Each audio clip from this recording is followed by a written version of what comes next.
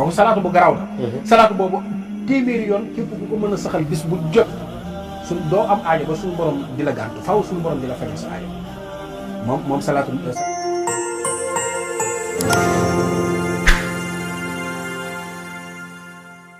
képp koo xamante ne nii ragal na bëgg na àjjana.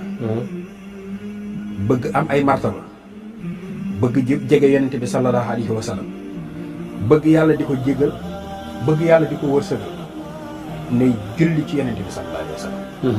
te képp kuy julli ci yonent bi ak ku mu mën a doon kenn du la gis di la yërëm. waaw salaatu ala nabi gu wér nga di ko liggéey amul kenn ci àdduna ku lay gis di la yërëm waaye yi ci gën nag mooy yi nga xamante ne yonent bi da koo jàngale. lu mel ni salaatul ibrahim yi gis nga fi ne moom dañ ko indi ca ñaareelu taaye ba nga xamante ne nii mooy mu nekk sunna nga xamante ne nii mat gu mu mat la moo tax ñu di ko indi nga xam nit ki lu mu ko fàtte ci ñu salaatu ibrahim yi nga xamante ni loola moom lu wér la ni benn salaatu gënu koo mat bu dee salaatul fatiha nit ki yi nga xamante ni jàpp na ba pare def farataam jàpp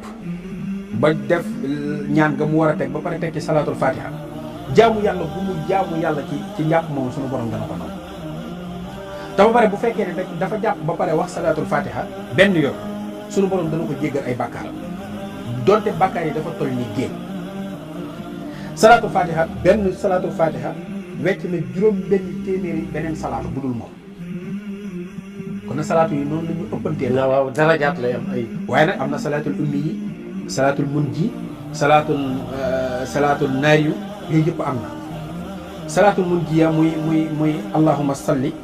ala sayyidina muhammad salaatan tunajjina biha min jamihi al ahwali wal afat wa taqdi lana biha jamihi al hajati wa tutahhiruna biha min jamihi al shay'ati wa tarfahuna biha innaka ala darajat wa tuballighuna biha ahsan hayati min jamihi al khayrati fi hayati wa ba'da al mamati kooku salaatu bu garaaw la salaatu boobu téeméeri yoon képp ku ko mën a saxal bis bu jot doo am aajo ba suñu borom di la gàntu faw suñu borom di la fajal sa aajo moom salaatantu nañ ci léegi nag salaatu boobu tamit bu fekkee nit ki am na aajo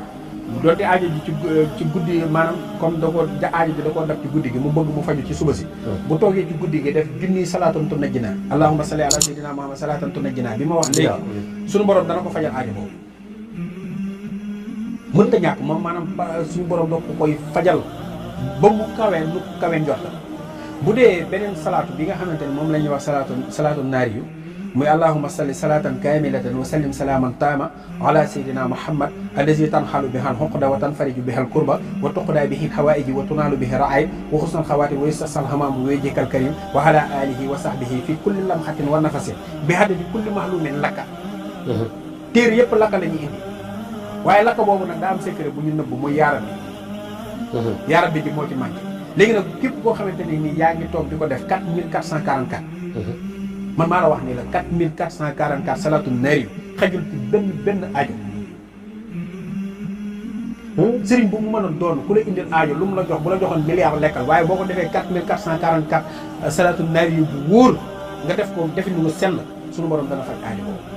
fi ne am na talsam salhamu kam la su lama xosey siisu fi ne nii li ma wax nii rek 4444 surtout yow ko résumé ci beneen fànn ci talsam ci talsam salhamu kam la su lama xosey siisu boo ko calculé rek 4444 lay jàpp